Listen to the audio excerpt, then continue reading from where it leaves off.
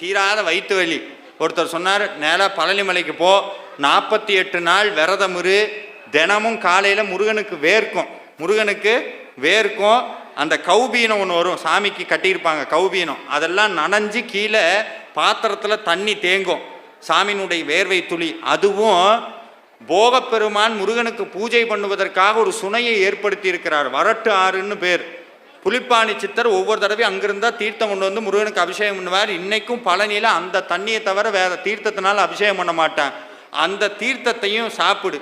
ராக்கால சந்தனம், முருகனுக்கு மார்பலை சாத்தின சந்தனம் சாப்பிடு, வயிற்று வலி குணமாயிரும்னார். அர்த்தநாரி போனார், 48 நாளில் 40 நாள் தொடர்ந்து இது பண்ணினார், வயிற்று வலி போயிடுச்சு. அதுக்கப்புறம் அவருக்கு போகிறதுக்கு மனசு இல்லை, அங்கேயே உட்காந்துட்டார்.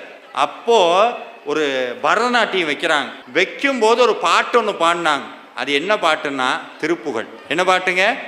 திருப்புகழ் பாட்டு.